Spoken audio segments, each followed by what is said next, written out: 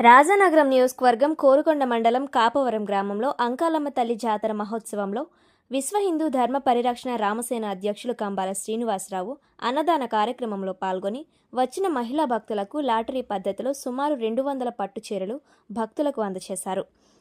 అనంతరం అన్నదాన కార్యక్రమాలకు ₹1,00,000 విరాళాలు అందజేశారు. ఈ సందర్భంగా వారు మాట్లాడుతూ హిందూ ధర్మాన్ని కాపాడాలనే ఉద్దేశంతో ప్రతి ఆలయానికి తమకు తోచిన సహాయం చేస్తూ హిందువుల్లో చైతన్యం చేకూర్చాలనే ఉద్దేశంతో ఈ కార్యక్రమాలు చేస్తున్నట్లు తెలిపారు. ఈ కార్యక్రమంలో శ్రీ మాతృశ్రీ అంకాలమ్మ తల్లి ఆలయ కమిటీ పెద్దలు కటకం చలం, పసుపులేటి బులినాయుడు, సూరిశెట్టి చిన్నారి, నాగ రమేష్ దంపతులు, పెనకటి రాంబాబు తదితర భక్తులు, గ్రామస్తులు పాల్గొన్నారు.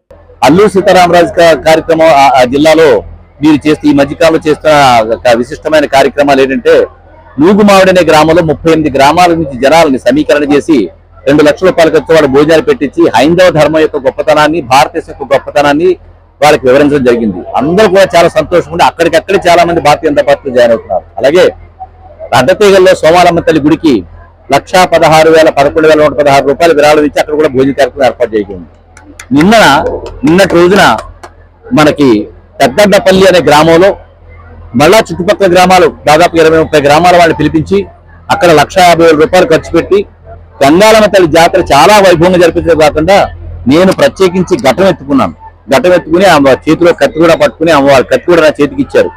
ఒక పాప ఘటం ఎత్తుకుంది, నేను పక్కన పోతురాజులా కత్తి పట్టుకుని కొండ మీదకి ఎక్కాం. ఆ కొండ కూడా ఎలా ఉందంటే దారి లేదు, బురద, ముళ్ళు, కంపలు, చీమలు ఇవన్నీ చాలా ఉన్నాయి. రెండింటినీ దాటుకుంటూ అమ్మవారి సన్నిధానానికి చేరుకుని అమ్మవారికి అక్కడ పూజలు, అక్కడ సాంప్రదాయ పద్ధతులు ఉండే ఆ గ్రామానికి చెందిన గిరిజనుడు ఆయన పూజారిగా ఉన్నాడు. ఆయన చేసిన పద్ధతి అంతా చూసాం. వాళ్ళతో పాటు వాళ్ళు ఎన్నో రకాల సాంప్రదాయ నృత్యాలు చేస్తుంటే వాళ్ళతో పాటు నృత్యాలు చేసి మళ్ళీ కొండ కిందకు వచ్చి వాళ్ళతో కలిసి భోజనాలు చేసి, అంతేకాకుండా లక్కోజీపాలెం, పాతకోట, పాతపాడు, లక్ష్మీపురం, అలాగే బడదం అనే రకరకాల గ్రామాల నుంచి వచ్చి వాళ్ళకి ఆలయాలు కావాలని చెప్పారంటే వాళ్ళ యొక్క వివరాలు కనుక్కుని ఆ యొక్క గ్రామానికి సంబంధించిన ఎవరెవరికి ఏ ఆలయం కావాలో వివరాలు రాసుకుని వాళ్ళని వచ్చి నన్ను కలవమని చెప్పి వాళ్ళని ఎంతో ప్రోత్సహించడం జరిగింది. ఆ ఆలయాల నిర్మాణం కోసం కూడా వాళ్ళందరూ చాలా సంతోషంతో ఇందాక మీరు అన్నట్టుగానే అల్లూరు సీతారామరాజు మళ్ళా మా గ్రామాలకు వస్తున్నాడా అని చెప్పి అన్న కామెంట్ వింటే నాకు చాలా సంతోషంగా అనిపించింది. ఆయన్ని గుర్తు తెచ్చుకున్నాను. అక్కడ వనవాసీలని, గిరిజనులు కూడా వాల్మీకి యొక్క గొప్పతనం మళ్ళా వాళ్ళకి గుర్తు చేశాను. ఈ రోజున ప్రపంచమంతా రామాయణం వింటున్నారంటే, రాములు వారి చరిత్ర వింటున్నారంటే వాల్మీకి రాసిన రామాయణం, కొండల్లో పుట్టిన మీ వాల్మీకుల వల్ల ఇది సాధ్యమైంది, వాల్మీకులు ఎంత గొప్ప వాళ్ళని చెప్పి వాళ్ళ గొప్పతనం వాళ్ళకి గుర్తు చేసి వాళ్ళ యొక్క ప్రజాసేవని, వాళ్ళ యొక్క ఉండే మంచితనాన్ని అదంతా వాళ్ళకు గుర్తు చేసి అల్లూరు సీతారామరాజు గురించి, అలాగే ఎంతో మంది అక్కడ ప్రాణత్యాగం చేసిన వాళ్ళ యొక్క చరిత్ర గురించి గుర్తు చేసి వాళ్ళ చైతన్యం నింపి నేను రావడం జరిగింది. వాళ్ళందరూ కూడా చాలా చైతన్యంగా ఉండి మళ్ళీ నన్ను బొడ్లంక గ్రామానికి ఆహ్వానించారు. వాళ్ళు అక్కడి నుంచి ఆ బొడ్లంక గ్రామం 15వ తారీఖు నాడు నేను వెళ్ళడం జరుగుతుంది.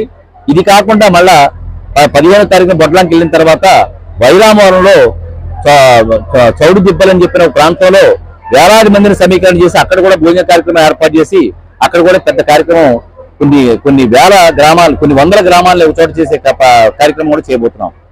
దాదాపు 11 మండలాల్లో ఉండే ప్రజలందరినీ ఒక చోట సమీకరణ చేయడం కోసం ఆ ప్రాంతానికి చౌడు దిబ్బలు ఎన్నుకున్నాం. ఆ ప్రయత్నం కూడా చేయబోతున్నాం. ఇలా నాకు తోచిన విధంగా ఈ హైందవ ధర్మంలో ఉదయం 6 గంటల నుంచి రాత్రి 12 గంటల దాకా 50 మంది స్టాఫ్ వేసుకుని తిరుగుతూ ₹1,00,000 ఖర్చు పెడుతూ హైందవ ధర్మం కోసం, భారతదేశం యొక్క రక్షణ పద్ధతి గురించి, నరేంద్ర మోడీ గారి యొక్క గొప్పతనం గురించి మా నాయకురాలు పురంధేశ్వరి, అలాగే సోము వీర్రాజు గారు, మా నాయకుడు బిక్కి